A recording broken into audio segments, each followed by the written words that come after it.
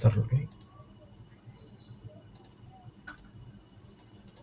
Assalamualaikum warahmatullahi wabarakatuh. Selamat sore Bapak Ibu sekalian. Perkenalkan, nama saya Lutfi Nadil, berperan sebagai host bersama Muhammad Dafa Yusuf sebagai presenter dan Fatia Suraya sebagai moderator.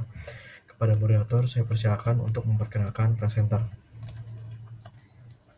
Baik, terima kasih. Assalamualaikum warahmatullahi wabarakatuh. Nama saya Farah Fatia. Sebelum kita mulai materi ini, saya akan membacakan CV dari presenter kita. Nama Muhammad Dafa Yusuf Fadilah, tempat tanggal lahir Bogor 6 Juli 2003, riwayat pendidikan SD Pertiwi Bogor, SMPN 1 Bogor, dan SMA 4 Bogor. Kepada presenter, silakan dimulai materinya. Oke, terima kasih. Assalamualaikum warahmatullahi wabarakatuh. Nama saya Muhammad Dafa Yusuf Fadilah. Kali ini saya akan memaparkan materi tentang skill pada era digital. Sebelum itu, kita harus perkenalan dulu sama apa itu era digital. Era digital adalah masa di mana semua manusia dapat saling berkomunikasi sedemikian mungkin dekat walaupun saling berjauhan. Kita dapat cepat mengetahui informasi tertentu bahkan real time. Menurut Wikipedia sendiri, era digital bisa juga disebut dengan globalisasi.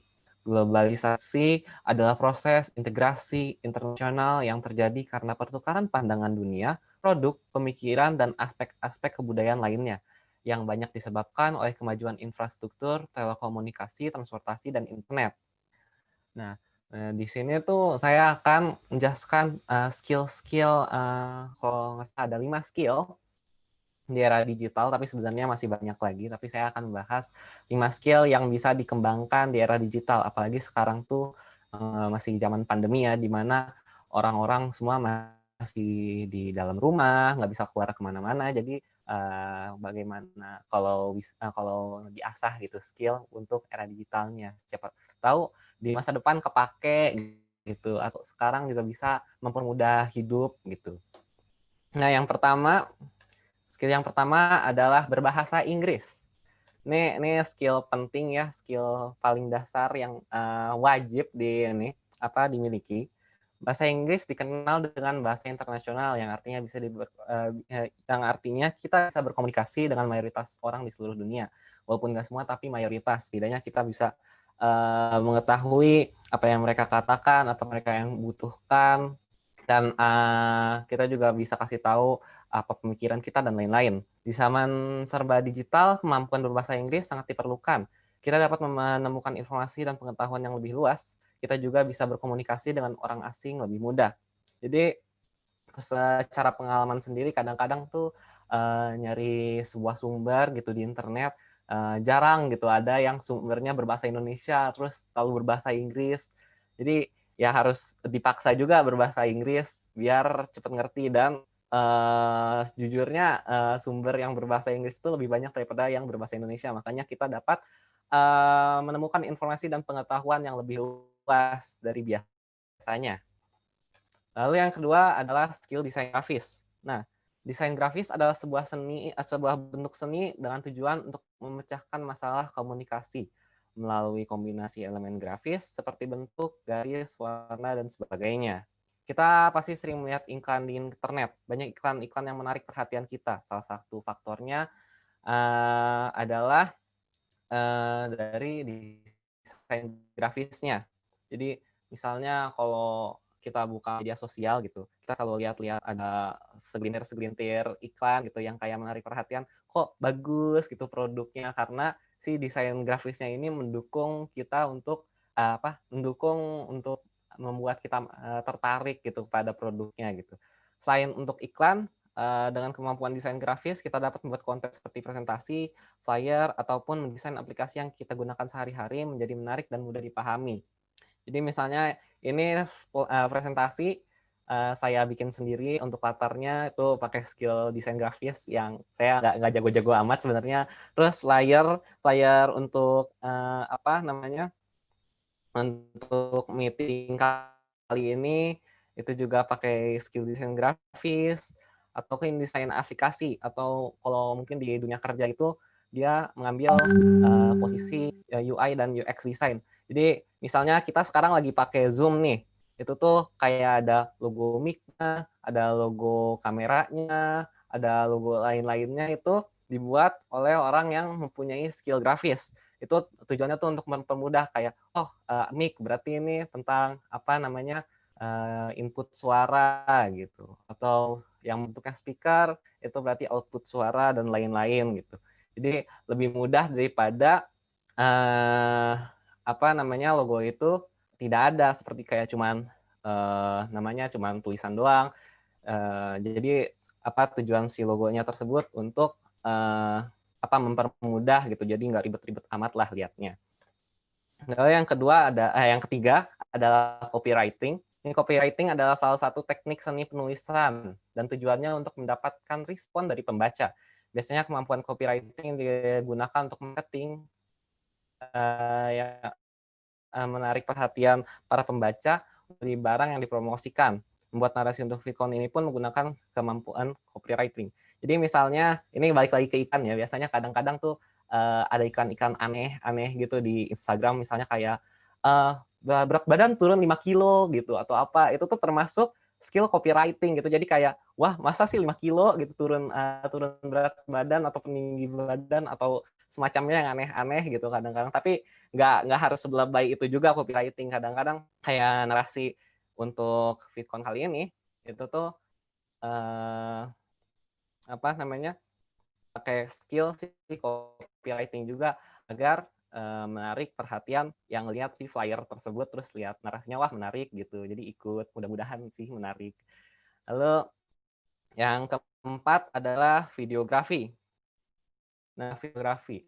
Kita pasti sudah mengenal platform streaming yang bernama YouTube. Di sana ada berbagai video dengan beragam keunikan. Keunikan pada setiap video dipengaruhi oleh skill videografi dan editing. Skill videografi dan editing bisa membuat sebuah video yang biasa-biasa saja menjadi lebih menarik, entah karena lucunya, kerennya, ataupun karena menakutkan. Jadi kita kan sudah mengenal kayak YouTube gitu.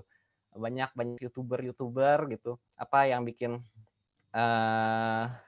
apa si konten-kontennya menarik gitu. Itu adalah fungsi dari skill videografi dan juga editing tentunya. Kalau videografi cuman kayak ngerekam-rekam gitu doang ya kurang menarik lah. Jadi harus ada editingnya juga. Nah, ini juga apa namanya skill ini juga mampu buat apa skill ini juga bisa diasah terus sampai jika kita ingin pekerjaan yang menggunakan skill videografi juga banyak gitu. Misalnya di perusahaan pertelevisian gitu. Atau enggak mungkin pembuat film bisa kalau kalian suka pengen apa wah bikin film nih seru gitu. Jadi bisa pakai ini juga. Jadi ini bisa videografi juga bisa mempermudah gitu. Jadi menyenangkan misalnya video pembelajaran gitu. Kadang-kadang kayak video pembelajaran membosankan atau apa wah nggak ngerti nih apaan nih gitu kan. Jadi kalau pakai videografi editing yang menarik mungkin jadi yang nonton itu kayak lebih betah lebih ngerti dan lain-lain ya. Saya juga terpengaruh gitu lihat di YouTube gitu misalnya tentang dokumentasi. Biasanya saya nggak suka tuh dokumentasi kalau dia buku-buku doang gitu, tapi setelah lihat video terus editannya menarik, apa namanya si videografinya juga menarik. Jadi saya betah aja nonton terus jadi menambah pengetahuan juga gitu. Nah, di sini setelah itu ada programming. Programming itu adalah sebuah proses untuk membuat suatu program di komputer, entah itu berupa software, website, aplikasi Android, dan lain sebagainya. Semua aplikasi yang kita pakai berasal dari hasil kerja para programmer. Sekarang banyak perusahaan yang butuh orang-orang yang dapat menguasai skill programmer dengan baik. Jadi ya baik lagi ya digital sekarang jadi serba semua harus pakai aplikasi, mau pesan makanan pakai aplikasi, mau meeting conference sekarang harus pakai aplikasi, terus mau cari tahu jawaban ini itu dari aplikasi juga. Jadi programming itu paling inilah, paling apa namanya, paling apa ya namanya, paling dibutuhkan banget lah. Sekarang kalau tanpa ada yang bisa programming mungkin kita nggak akan bisa VidCon sejauh ini, lalu ya bisa online shop gitu, atau apalagi ya, macam-macam deh pokoknya programming tuh. Dan sekarang karena lagi masa pandemi gitu kan, banyak sekali yang yang serba online, atau enggak banyak juga perusahaan-perusahaan startup yang butuh website gitu. Websitenya biar menarik perhatian para target-target marketnya. Ada yang software, misalnya kalau pengen mesen makan harus pakai GoFood atau enggak GrabFood kayak gitu-gitu, itu kan harus pakai aplikasi juga, itu kerjanya programming juga. Pokoknya kalau misalnya punya skill programming mungkin masa depan lebih terjanjikan ya, karena banyak juga yang butuh si orang-orang dengan skill programming. Jadi kayak mau bikin game, misalnya kan banyak sekarang game-game gitu, itu dari sini juga. Jadi programming tuh serba ada lah sekarang. Jadi macam-macam programming itu. Oke, sekian dan terima kasih. Kayaknya dikit banget materinya. Tapi sebagai mengingatkan kembali, semua skill-skill yang tadi itu butuh dasar. Yang penting sih bisa bahasa Inggris dulu ya, karena kadang-kadang lebih banyak yang membahas tentang skill-skill ini, tentang mengajarkan skill-skill tersebut dalam bahasa Inggris yang lebih lengkap gitu. Walaupun memang nanti mungkin banyak juga yang pakai bahasa Indonesia yang mengajarkan skill-skill tersebut gitu. Tapi sampai sekarang saya kalau belajar biasanya dari orang-orang yang pakai bahasa Inggris gitu kan. Jadi sebenarnya penting juga sekarang bahasa Inggris biar kita dapat memahaminya lebih cepat, terus mendapat pengetahuan yang lebih luas, lebih duluan lah dari orang lain dapat pengetahuan tersebut. Oke, segitu aja. Silahkan moderator. Mungkin sekarang sesi tanya jawab ya. Baik, terima kasih Anda Dava atas materinya. Bapak dan Ibu-Ibu dan teman-teman sekalian, apakah ada pertanyaan? Atau jika tidak, dari host kita, Lutfi, apakah ada pertanyaan? Ya, silahkan yang bertanya. Mudah-mudahan saya bisa jawab. Mau nanya nih, kan kalau Ya, misalkan web designer tuh kan kerja kan cuma sekali 2 kali ya, nggak bakal ya. apa update-nya tuh paling update di webnya itu kan setiap 1 atau 2 bulan gitu. Nah kalau misalkan dia nggak ada kerjaan buat desain webnya itu ngapain lagi dia kira-kira? Oke, makasih pertanyaannya. Jadi kalau desain tuh sebenarnya ini tuh desain grafis atau buat yang programmer? Kalau misalnya si desain grafis sih ya, kalau misalnya desain grafis tuh kan ada juga yang freelancer gitu. Banyak sih, lebih banyak freelancer, tapi biasanya kalau misalnya mau kerja di perusahaan itu terus-menerus, biasanya tuh desain grafis tuh ngambil bagian periklanan yang biasanya setiap bulan mungkin ngeluarin iklan terus-menerus gitu kan, desain-desain terus gitu kan. Tapi website harusnya nggak langsung nggak langsung no job gitu kan, pasti dia ngerancang lagi desainnya buat si update ke depannya gitu. Dan walaupun kerja sekali, biasanya desainer tuh bayarannya mahal banget gitu. Oke, sekian situ aja. Terima kasih atas Dava, jawabannya. Iya, ada apa, Farah? saya, saya ingin Ya, bertanya. silahkan. Tadi kan Dava kan menampilkan kalau misalnya skill-skill pada era digital itu salah satunya yang perlu itu ada copywriting. Ya, Nah, betul. copywriting itu kan kayak marketing biar pembaca itu tertarik kan ya. Nah, kalau misalnya nih menurut Dava kan banyak gitu kalau marketing itu yang kayak seakan dilebih-lebihkan. Iya, memang Atau bahkan banyak. kayak bohongnya tuh kelihatan banget gitu. Nah, menurut Dava itu gimana gitu? Ya, namanya juga marketing ya, karena emang tujuannya untuk mendapatkan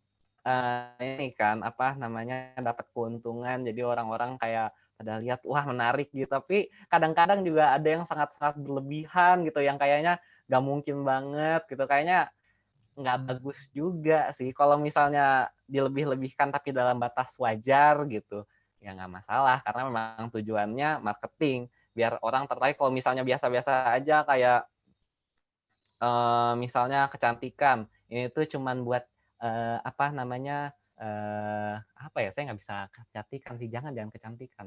Apa ya yang iklan-iklan yang ini, misalnya kayak, eee, ini deh, yang biasanya, eee eee, Yang berat pengantaran badan itu kan tiba-tiba kayak ini before and after-nya tuh kayak terus kayak cuman waktu heeh, 3 bulan itu kan kayak nggak nggak mungkin mungkin banget gitu. banget emang gitu.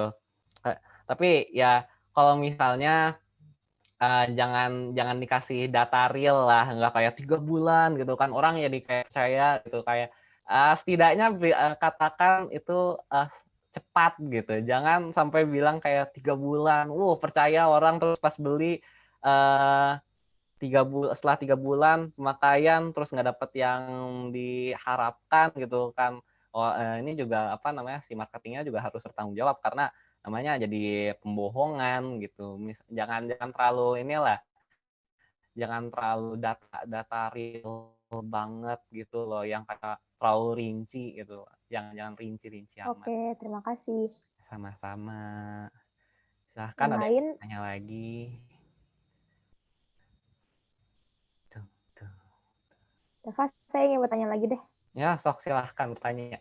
Mudah-mudahan kejawab. Kalau kalau misalnya ini kan skill-skill yang perlu banget di era digital. Tadi kan kata Dava tuh tadi intinya tuh bahasa Ya. Inggris karena yang lainnya itu dipelajarin dari yang bahasa Mm-mm. Inggris. Nah, ini yang 4 lainnya ini tuh dipelajarinnya kira-kira kalau dapat di mana gitu. Kalau saya sendiri ya, belajar semuanya itu YouTube ya, terima kasih YouTube gitu kan. Banyak orang kayak ngajarin kayak desain grafis gitu, editing gitu kan. Jadi kayak saya tertarik gitu kan, misalnya lihat kayak kok orang ini gambar bagus amat gitu, kok ini orang bikin video bagus amat gitu, jadi pengen gitu, terus nyari gitu kan cara editing gitu.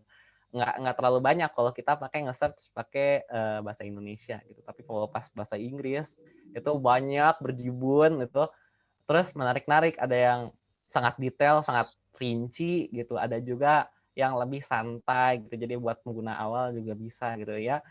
Kadang-kadang yang lebih sering sih pakai YouTube sih, kalau yang lainnya kadang-kadang ya lewat website gitu. Oke, baik. Sama ada satu Apa lagi. nih? Itu Kak, kalau coding tuh menurut Dava termasuk nggak kayak skill yang diperlukan dalam Ya, era digital? Terus kalau misalnya diperlukan itu kira-kira di mana belajarnya gitu? oke, kalau coding sih ya, ini kan masuk programming ya, itu termasuk programming juga. Di tempat saya belajar di YouTube itu ada banyak, tapi kalau misalnya kayak mau langsung praktik itu harusnya ada sih website-websitenya, walaupun saya memang nggak terlalu mendalami gitu, kayak cuman sekedar tahu kadang-kadang kalau coding tuh misalnya ada masalah gitu, apa nih cara apa ngebenerin ini pakai ini gitu, biasanya pakai coding gitu kan. Jadi saya belajarnya karena terpaksa dan kebutuhan, karena harus ngebenerin sesuatu tuh harus pakai coding gitu. Jadi emang YouTube paling paling enak sih buat belajar karena langsung dipraktekin. Kalau misalnya di website itu kan cuman kayak ketik ini terus enter gitu. Misalnya masalah saya bingung gitu kan, kadang-kadang pas diklik enter kok nggak ada jalan apa-apa ya gitu. Akhirnya ngulang lagi gitu sampai sampai berhasil, tapi kadang-kadang nggak berhasil juga. Ya enak, di YouTube enak sih. Jadi langsung kayak uji coba ya langsung. Oke, terima kasih Dava. Sama-sama. Yang lain, apakah ada pertanyaan? Ada yang mau bertanya silahkan. Ya, Dav mau nanya lagi nih. Menurut Ya Dava ini silahkan. skill-skill apa lagi yang dibutuhkan di era digital dan apa alasannya? Skill-skill di era digital ya, apalagi ya. Digital tuh kebanyakan memang pakai aplikasi ya. Hmm, marketing itu termasuk copywriting sih, marketing gitu. Skill marketing tuh di sini hampir semuanya ada tuh, marketing kayak videografi itu marketing gitu kan. Soalnya sekarang tuh banyak banget serba online gitu. Jadi semua diiklanin lewat digital. Jadi banyak lah gitu. Tapi apa ya yang ini ya, yang dibutuhkan selain ini? Soalnya nih yang paling banyak orang cari ini. Bentar, saya mikir dulu. Digital ya. Apa yang digital?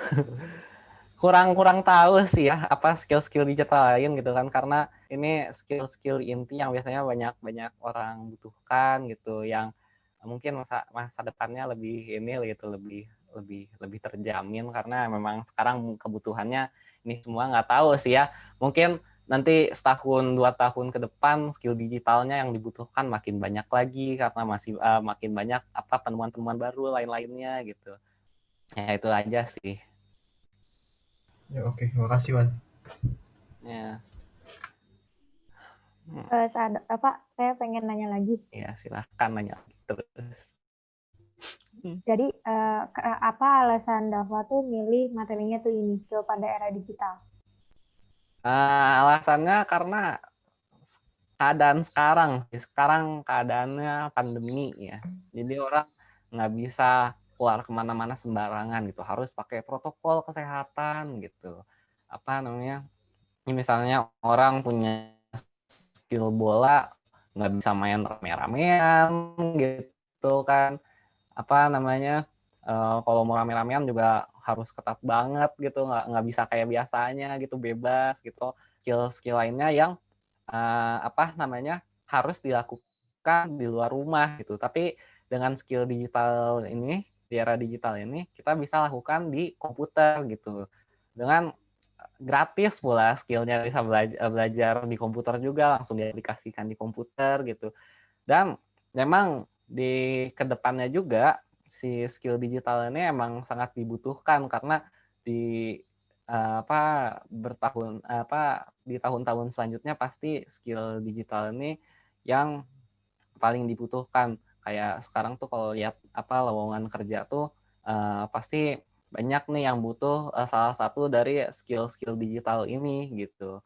Dan keuntungannya juga nggak main-main, gede banget bayarannya gitu.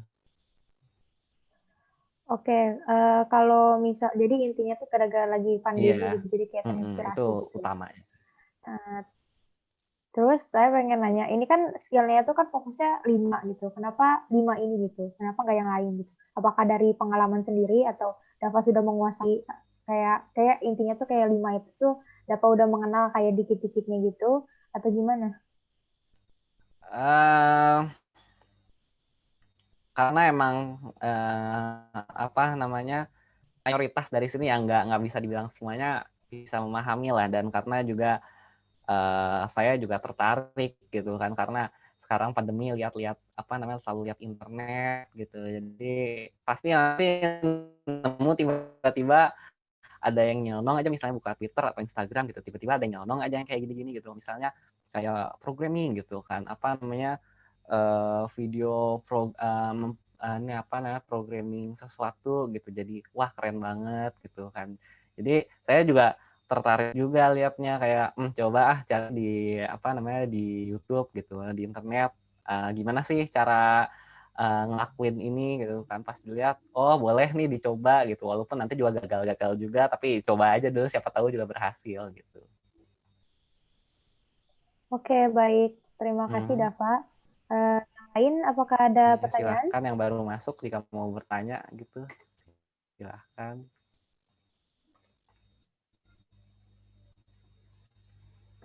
Eh, Bagaimana dengan Ananda Lutfi? Apakah ada Ya, pertanyaan lagi? silahkan. Oh my god. Apa ya? Enggak sih, enggak ada lagi sih. Bingung beneran gue. Oke, kalau begitu, kalau misalnya tidak ada, saya lanjut saja ke kesimpulan. Kalau begitu, Jadi kesimpulan dari materi skill pada era digital adalah masa di mana semua manusia dapat saling berkomunikasi atau nama lain dari era digital adalah globalisasi. Skill yang perlu kita kuasai atau ketahui pada digital ada 5. Yang pertama bahasa Inggris, yang kedua desain grafis, yang ketiga copywriting, yang keempat videografi, dan kelima programming. Anda dapat apakah ada yang ingin ditambahkan?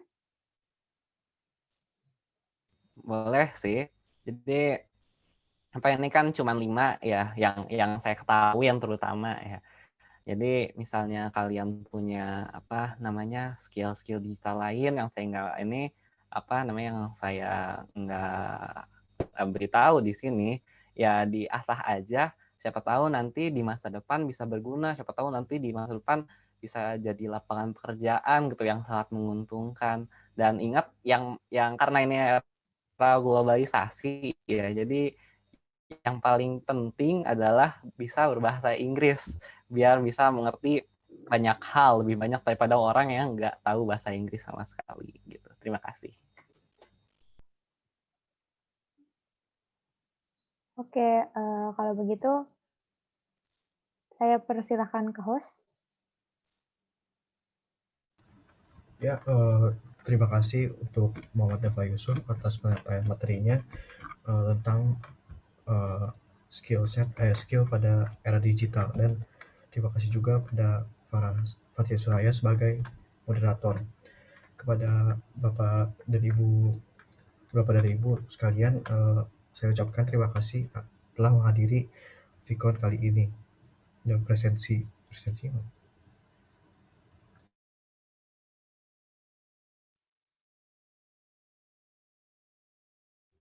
Presensi sebentar lagi ya. itu presensinya sudah di-share, Bapak dan Ibu sekalian harap untuk mengisi presensinya.